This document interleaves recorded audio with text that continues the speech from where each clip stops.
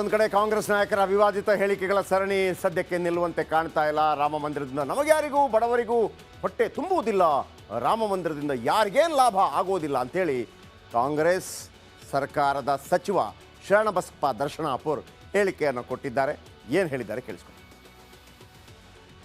ಮಂದಿರಲಿಂದ ನಮ್ಗೆ ಯಾರಿಗೆ ಬಡವರಿಗೆ ಹೊಟ್ಟೆ ತುಂಬಲ್ಲ, ಎಲ್ಲರಿಗೆ ರಾಮ ಮಂದಿರಲಿಂದ ಯಾರಿಗೆ ಏನಾಗಲ್ಲ, ಮಾಡ್ರಿ ಅದ್ರ ಬಗ್ಗೆ ವಿರೋಧ ಕೇಳ್ರಿ. ಅದ್ರ ಬಗ್ಗೆ ಇಲ್ಲ ಏನು ಮಾಡ್ಯದ ಕಾಂಗ್ರೆಸ್ ಅಂತ ಕೇಳ್ತಾರೆ. ರಾಮ ಮಂದಿರ ಮಾಡಿಲ್ಲ ನಾವು. ನನಗೆ ಕೇಳಿದ್ರೆ 75 ವರ್ಷ ಆಯ್ತಲ್ರಿ ಏನು ಮಾಡಿಲ್ಲ ಬಿ ಜೆ ಪಿದ ರಾಮ ಮಂದಿರ ಇಲ್ಲಪ್ಪ. ನಾವು ಶಾಲೆಗಳು ಕಟ್ಟಿವಿ, ದವಾಖಾನೆ ಕಟ್ಟಿವಿ, ಮೆಡಿಕಲ್ ಕಾಲೇಜ್ ಮಾಡೀವಿ, ಇಂಜಿನಿಯರಿಂಗ್ ಕಾಲೇಜ್ ಮಾಡೀವಿ, ಇರಿಗೇಷನ್ ಮಾಡೀವಿ, ಇನ್ಫ್ರಾಸ್ಟ್ರಕ್ಚರ್ ಮಾಡೀವಿ ಅಂತ ಹೇಳಿವಿ. ಇದು ಜನರಿಗೆ ಏನು ಬೇಕು ಅದು ಮಾಡೀವಿ. ಅದು ಒಳ್ಳೆ ಕೆಲಸ ಅದ, ಅದೇನು ಬೇಡ ಅಂತ ನಾವು ಯಾರು ಅದಕ್ಕೆ ವಿರೋಧ ಯಾರೇ ಮಾಡ್ಯಾರ, ಯಾರೂ ವಿರೋಧ ಮಾಡಿಲ್ಲ. ಯಾಕೆ ಶರಣಬಸಪ್ಪ ದರ್ಶನಾಪುರ ಅವರ ಹೇಳಿಕೆ. ಶಾಲೆಗೆ ಹೋಗ್ಬೇಕು, ನಿಜ ಶಾಲೆಗೆ ಹೋಗಬೇಕು, ಎಲ್ಲವೂ ಬೇಕು, ಧರ್ಮವೂ ಬೇಕು, ಪ್ರತಿಯೊಬ್ಬರಿಗೂ ಬೇಕು. ಧರ್ಮ ಅಂತಂದರೆ ಸತ್ಯದ ಹಾದಿಯಲ್ಲಿ ನಡೆಯುವಂಥದ್ದು.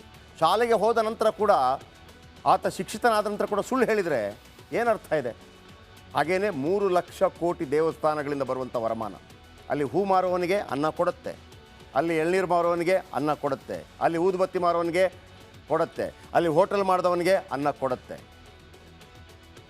ಹಾಗಂತ ದೇವಸ್ಥಾನಗಳನ್ನು ಕಟ್ಟದೇ ಇದ್ದರೆ ಹೊಟ್ಟೆ ತುಂಬಿಡುತ್ತಾ? ಅದಕ್ಕೆ ಉತ್ತರ ಕೊಡಬೇಕು. ಇನ್ನು ಅಯೋಧ್ಯೆಯಲ್ಲಿ ಟೆಂಟ್ನಲ್ಲಿ ಇದ್ದದ್ದು ರಾಮಲಲ್ಲಾನ ಮೂರ್ತಿಯಲ್ಲ, ಗೊಂಬೆಗಳು ಅನ್ನೋ ಒಂದು ಹೇಳಿಕೆಯನ್ನು ಮತ್ತೋರ್ವ ಸಚಿವ ರಾಜಣ್ಣ ಹೇಳಿಕೆಯನ್ನು ಕೊಟ್ಟರು. ಇದೀಗ ಕೇಸರಿ ಪಡೆ ಇದರ ವಿರುದ್ಧ ಕೆಂಡ ಕಾರಿದೆ. ಇದು ಕಾಂಗ್ರೆಸ್ನ ಮನಸ್ಥಿತಿ ಅಂತ ಬಿಜೆಪಿ ಬಳಗ ವಾಗ್ದಾಳಿ ಮಾಡಿದೆ.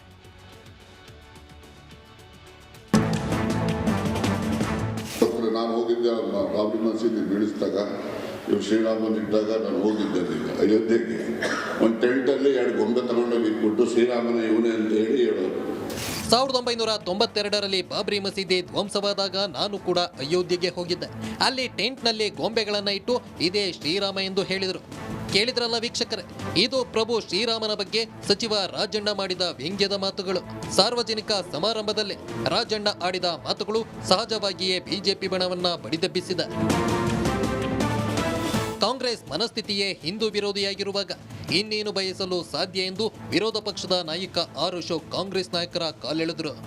ಅವ್ರಿಗೆ ರಾಮ, ಸೀತೆ, ಆಂಜನೇಯ ಇವೆಲ್ಲ ಟೂರಿಂಗ್ ಟ್ಯಾಕಿಸ್ ಬೊಂಬೆಗಳ ಥರ ಕಾಣ್ತಾ ಇದೆ ಅವ್ರಿಗೆ.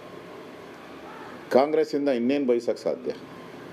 ಹಿಂದೆ ರಾಮ ಜನ್ಮಭೂಮಿ ಹೋರಾಟದ ಕೇಸು ಕೋರ್ಟಲ್ಲಿ ಬಂದಾಗ ರಾಮ ಒಬ್ಬ ಕಾಲ್ಪನಿಕ ವ್ಯಕ್ತಿ, ರಾಮಾಯಣ ಒಂದು ಕತೆ ಕಾದಂಬರಿ, ರಾಮ ಹುಟ್ಟಿದಕ್ಕೆ ಬರ್ತ್ ಸರ್ಟಿಫಿಕೇಟ್ ಇದೆಯಾ, ಇವೆಲ್ಲ ಕೇಳಿದಂಥವ್ರು ಕಾಂಗ್ರೆಸ್ ಅವರೇ.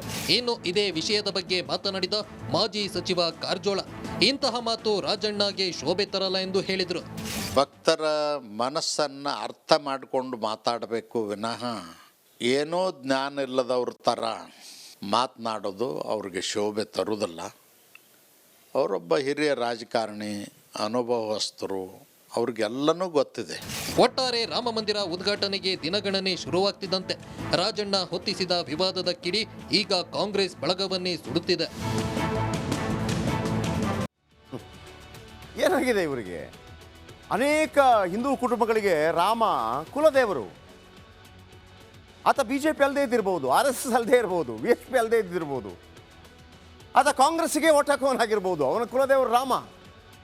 ನೀವು ದೇವಸ್ಥಾನ ಯಾಕೆ ಮಾಡ್ತೀರಿ ಅಂತಂದರೆ ಅವನಿಗೆ ಆಗಬೇಡ, ನೀವು ಅವನನ್ನು ಹೋಗಬೇಡಿ ಅಂತಿದ್ದೀರಿ. ನೀವು ಯಾರು ಹೇಳಕ್ಕೆ ಅದನ್ನು? ನೀವಂತಿರುತ್ತಾನೆ ಅವ್ರು ಮಾಡ್ತಿದ್ದಾರೆ, ಅವ್ರು ಮಾಡ್ತೀರಂತಂದರೆ ಅವ್ರಿಗೆ ಮಾಡೋದಕ್ಕೆ ಯಾಕೆ ಬಿಟ್ರಿ? ನೀವು ಹೋಗಬೇಕಿತ್ತು. ಅವ್ರಿಗೆ ಕ್ರೆಡಿಟ್ ತಗೊಳ್ಳೋಕೆ ಯಾಕೆ ಬಿಟ್ರಿ?